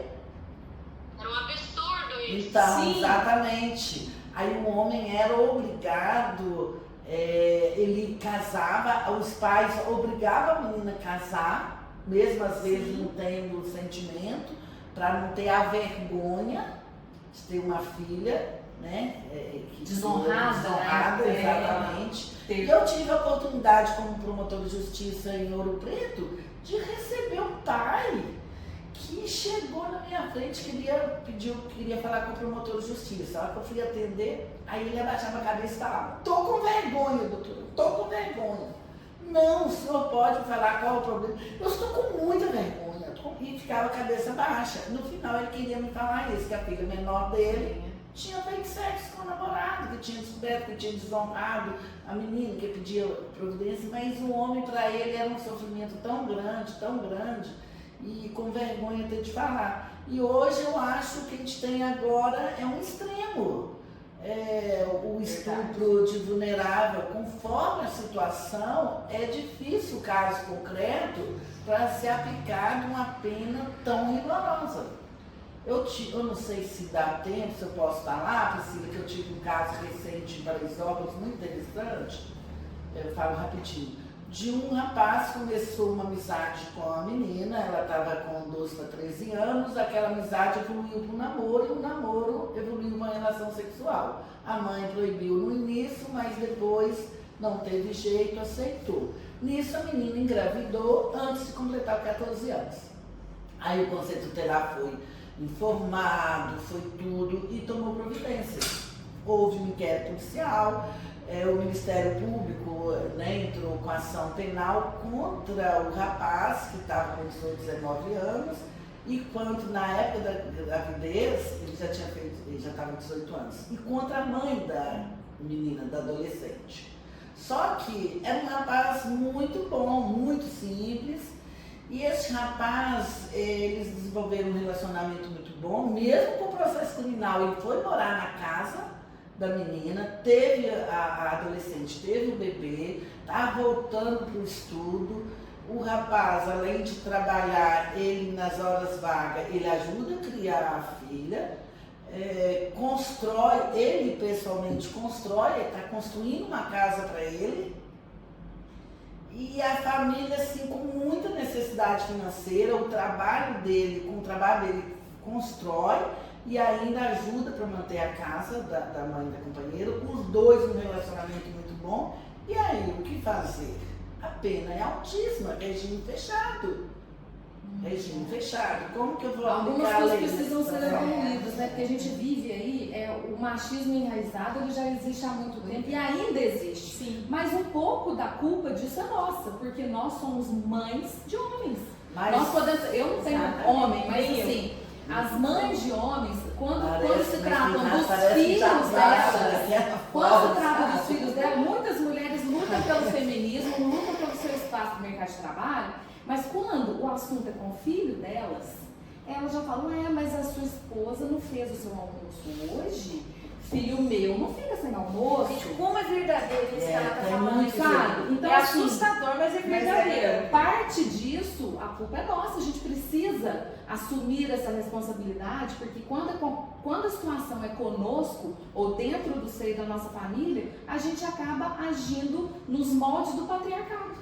Então a gente precisa mudar Mas essa. olha Você tem para irmão? as Você senhoras tem verem. E irmão? aí? Como Tem. que fica uma magistrada, doutora? Mas como que fica uma magistrada numa Ah, situação pois é. dessa? O Uma direito- legislação. Pois é, Tem o muito direito, ele é rigorosa.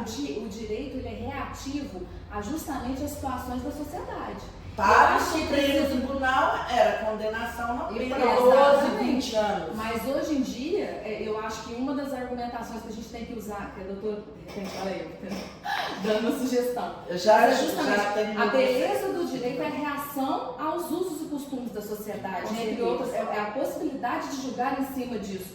Hoje em dia, algumas leis já estão super ultrapassadas e levando-se em consideração os fatos, as comprovações e a situação, o conjunto das provas, eu penso que poderia sim, a doutora poderia sim julgar da maneira em que fizesse com que o casal fosse feliz. No dia da audiência eu tive que fazer toda a instrução com aquele depoimento especial do adolescente pelo protocolo atual, nem chegar junto no fórum não poderia. Sim. Aí meus funcionários tiveram doutora, todos sabem que eles moram juntos. Como que faz com o mandato?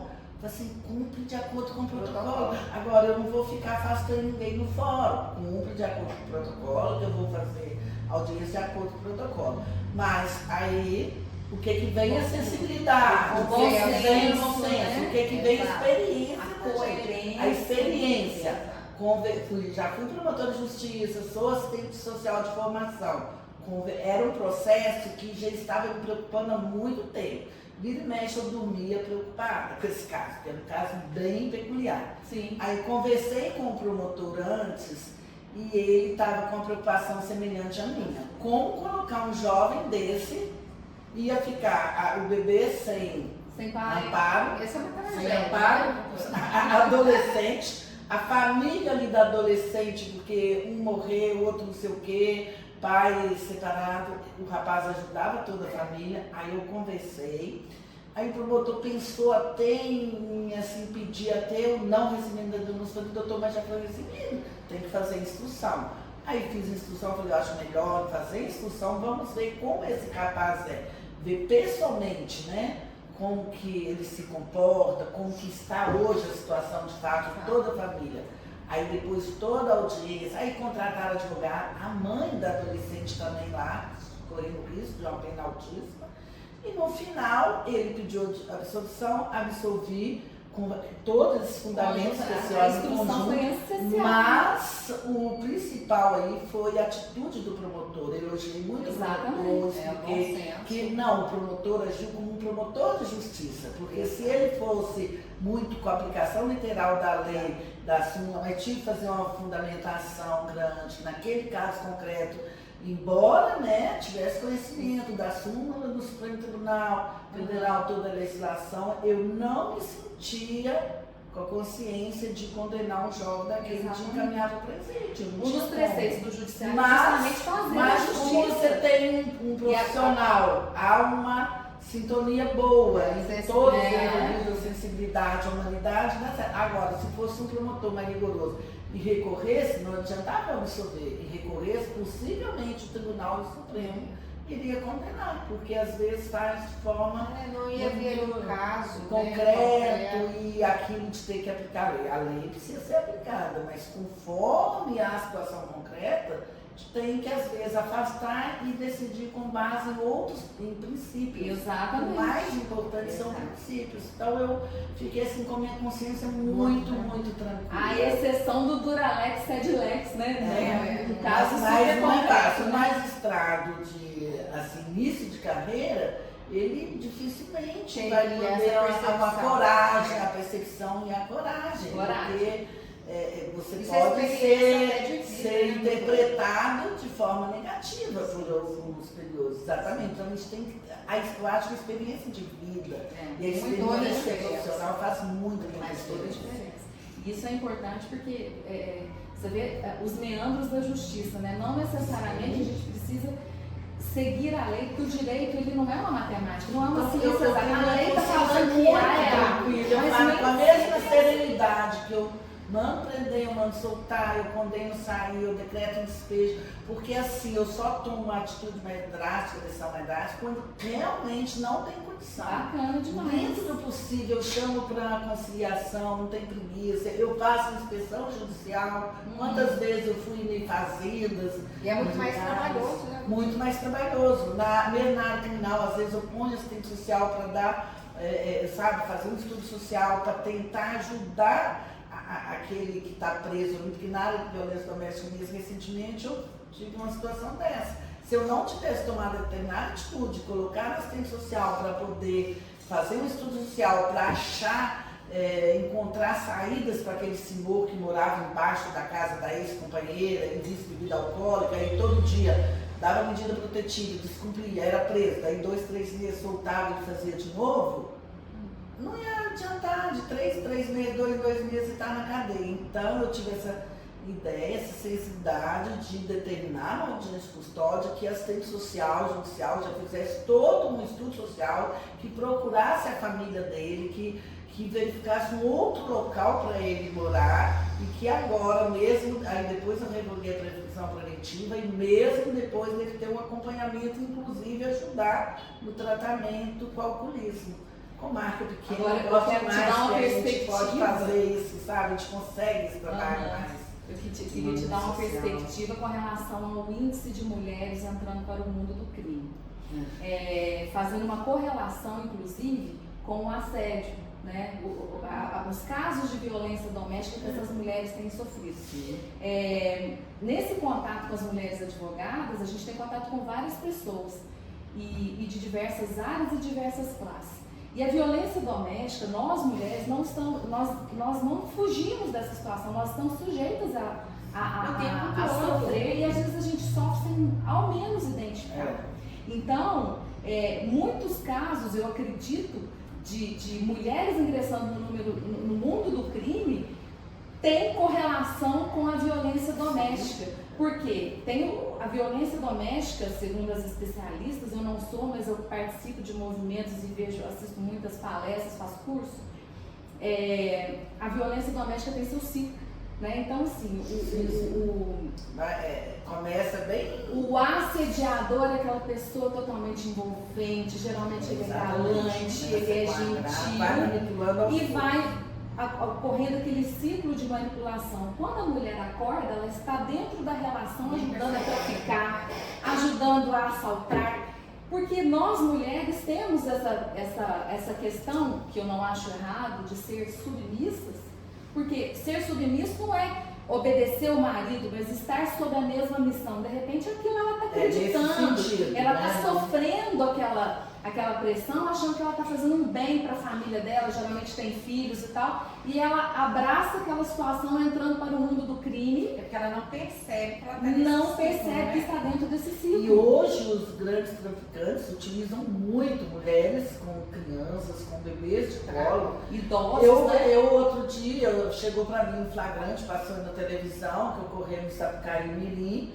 a mulher estava no ônibus carregando uma quantidade muito grande de droga, vários tipos, ela no 6º mês para 7 meses de gravidez. Entendeu? Então, um traficante maior passou para ela, porque a situação dela de gravidez dificilmente ia chamar a atenção. Foi presa, precisei de decretar preventiva, mas com domiciliar, porque no um grau muito avançado de gravidez, não tinha condição de mandar para o presídio. Sim. Então, fatalmente, é utilizada a situação dela de mulher e de grávida. Até pegando um gancho em relação ao que vocês estão falando, né?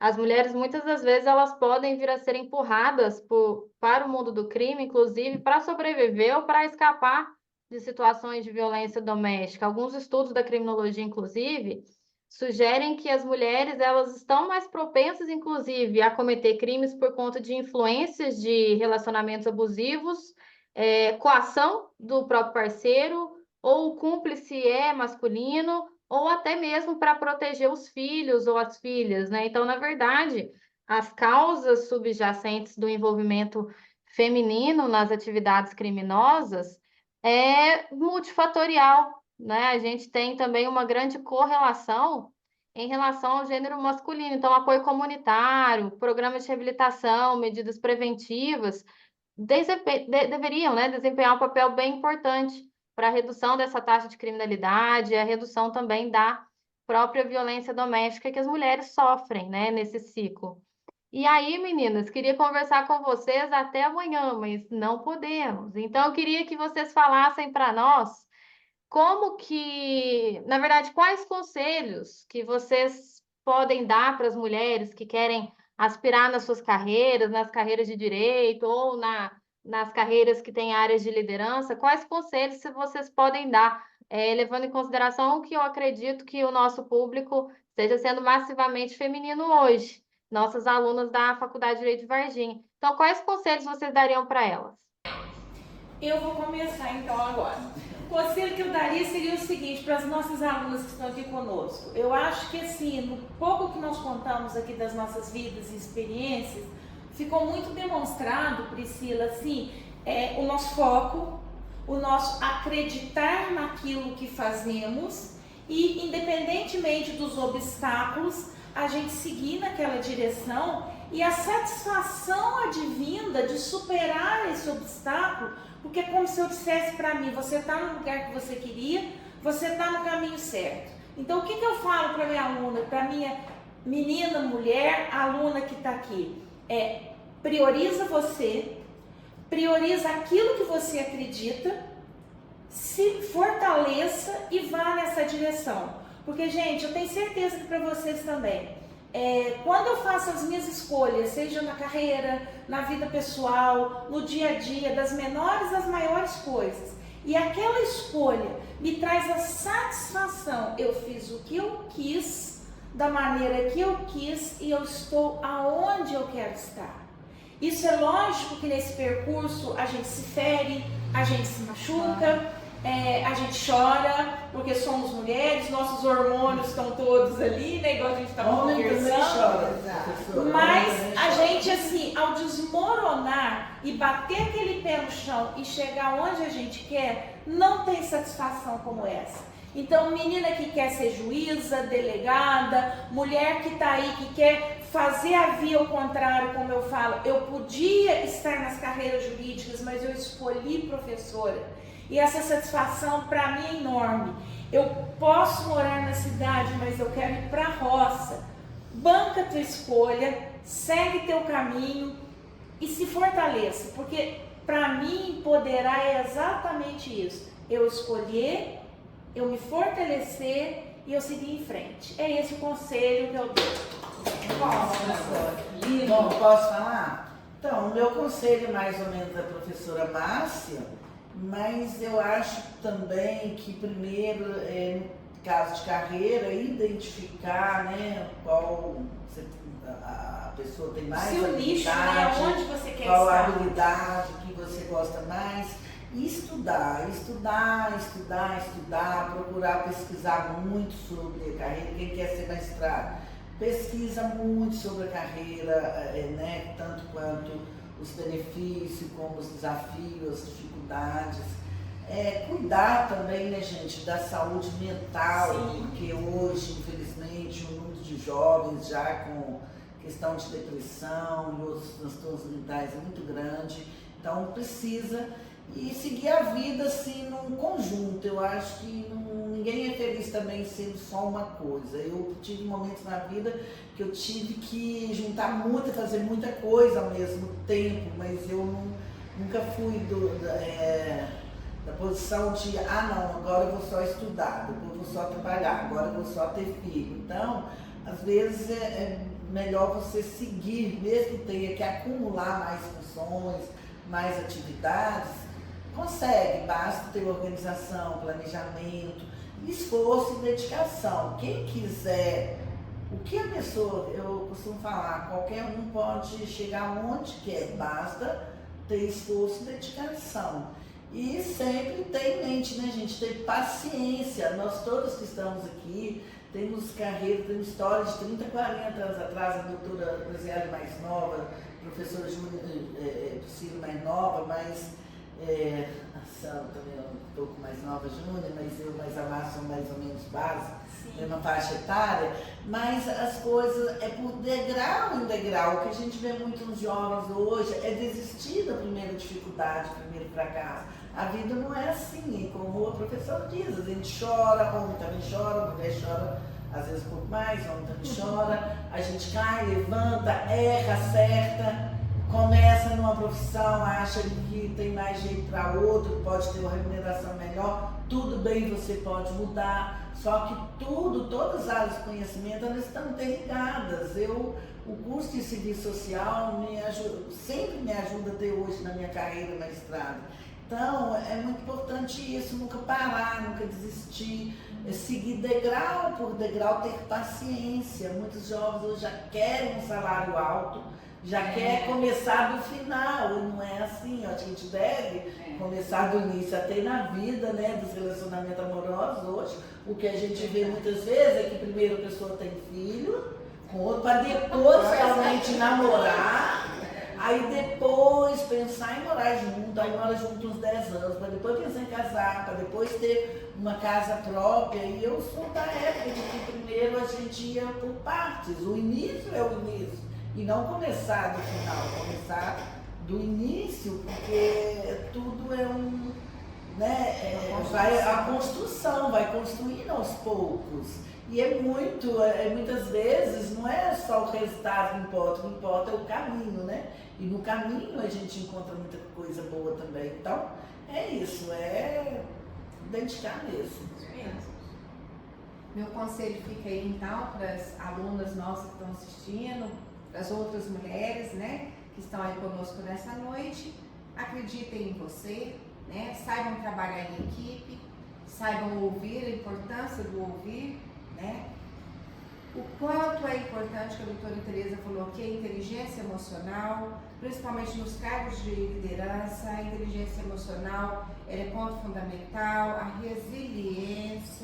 resiliência hoje é o equilíbrio das adversidades na nossa vida, o quão é importante a resiliência, seja na vida pessoal, seja na vida profissional. Não tenham medo da maternidade. A maternidade é mais um impulso para a nossa vida profissional. Invistam nela, atualizem. Conhecimento leva realmente ao empoderamento e façam estratégias aí para ter o seu espaço na sua vida de trabalho. Preparem-se com argumentos teóricos, tenham postura firme, que vocês terão um excelente lugar no ambiente de trabalho. A todas vocês aí que estão concluindo o nosso curso, que estão aí na vida profissional, na vida pessoal, sucesso a todos e aí um feliz Dia das Mulheres. Mesmo. Obrigada por estar com vocês nessa noite tão especial. Obrigada. Agradeço mais uma vez o convite, tá? Por essa oportunidade. Obrigada. Bom, eu deixo aqui, primeiro, que assim, a gente sai muito mais rica desse bate-papo, né? Eu gostaria primeiro de agradecer. Eu acho que foi muito lindo, adorei a sua história, porque assim, eu fui aluna do seu pai e eu sei o quanto ele é firme nas convicções dele, né? E como você foi vanguardista no sentido de falar, olha, o meu chamado é para ser professora, eu quero dar aulas, eu acho isso a coisa mais linda, porque o que seria de nós Se não fossem os O professores, primeiro eu sou profissional é o professor, mais apaixonada pela importante, educação. porque ele forma todos os Apaixonada, demais, eu sou né? apaixonada pelos professores, Exatamente. sabe? Eu sou apaixonada pela educação e pelos professores. Então, eu acho que isso essa resiliência, esse pulso firme, essa coragem de fazer aquilo que acredita. Outra coisa que eu deixo também é saber equilibrar as áreas da vida da gente. A gente precisa ter uma fé, a gente precisa ter, nós precisamos, principalmente nós mulheres, ainda precisamos nos capacitar mais do que os homens para que a gente tenha voz para realmente nos posicionarmos em determinadas áreas. Então estudem, consumam o que vocês puderem de conhecimento e não só no jurídico, não, tudo. Não percam tempo em redes sociais, porque isso não traz nenhum benefício para vocês. Pelo contrário, vai te gerar frustração, vai te fazer perder tempo e vai te deixar mais distante do seu sonho. Tenham autoconhecimento para que vocês entendam qual o seu legado, qual o seu chamado. E é isso que eu deixo para vocês. O nosso caminho ele não é linear. Igual já foi falado aqui, nós temos obstáculos a serem ultrapassados o tempo inteiro. E para nós que somos mulheres, ainda é um pouco mais difícil, mais árduo. Mas não olhem para as circunstâncias, deem o seu melhor dentro das circunstâncias que você tem. Isso aí. Bom, meninas, conforme nos aproximamos do final desse nosso encontro, que foi tão especial, tão rico, eu gostaria de expressar minha profunda gratidão a todas vocês, as nossas convidadas, Júnia, Márcia, Tereza, Grazi, por compartilhar conosco as suas histórias, desafios, conquistas, principalmente a sabedoria de vocês. Vocês, hoje, para nós, são fontes de inspiração, não apenas para as mulheres no campo do direito, mas para todas as mulheres que aspiram a um mundo mais justo. Então, eu gostaria também aqui, nesse momento, de expressar minha gratidão ao arquiteto João Cornélio por ceder esse espaço, o espaço de encontro entre vocês. Esse apoio tornou possível esse momento de conexão. E agradeço também na pessoa do FAI, no departamento de TI, por ter tornado esse encontro virtual possível, assim como o colaborador Rafael. E quero agradecer também todo mundo que está aqui nos acompanhando, a presença de vocês, a participação, reforçam a importância da comunidade e do apoio mútuo na nossa jornada de crescimento, na nossa jornada de empoderamento. As histórias que foram compartilhadas hoje, os desafios que foram superados, os conselhos que foram dados por essas mulheres incríveis, não são só reflexões, mas são guias para a ação.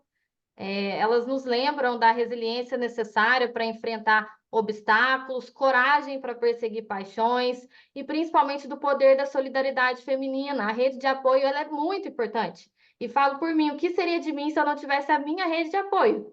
Eu fico até emocionada. De tão difícil. Então, a solidariedade feminina é muito, muito importante. E aí, bom, acho que a gente já tem que encerrar, porque olha só a situação da mediadora, gente, que era para mediar e coitada. Bom, na medida então que a gente conclui essa nossa celebração do Dia Internacional da Mulher, o que eu posso ter certeza que eu notei por vocês e falo também por mim, é que nós nos comprometemos a continuar lutando pela igualdade, a construir um futuro onde todas as mulheres possam, de fato, prosperar, possam liderar, e eu espero que quem assistiu leve consigo a inspiração para poder compartilhar as histórias de vocês com outras pessoas, com a família, expandir também a rede de apoio, unir forças, empoderar ainda mais mulheres em todos os aspectos da vida, porque juntas nós temos o poder de criar mudanças significativas e principalmente duradouras. Então, até o nosso próximo encontro. Desejo a todos e a todas inspiração contínua, força, muitas conquistas, que nós possamos sempre nos lembrar da importância da nossa voz, das nossas vozes e ações na construção de uma sociedade mais equitativa. E, bom, para vocês que estão aí nos assistindo, não esqueçam de se inscrever no nosso canal, @Fadiva Digital, e curtir esse vídeo. O seu like é muito importante para a gente. Aqui vocês vão encontrar conteúdo relevante, interessante sobre diversos temas do direito e além. Então, não perca a oportunidade de ficar por dentro de tudo que acontece nesse nosso universo digital. Inscrevam-se agora e deixem o seu like aqui no nosso vídeo. Inscrevam-se aqui no canal. Vamos juntos aí fortalecer essa comunidade digital e expandir os nossos horizontes. Contamos com vocês. Muito obrigada por estarem aqui, meninas. Até a próxima, até breve.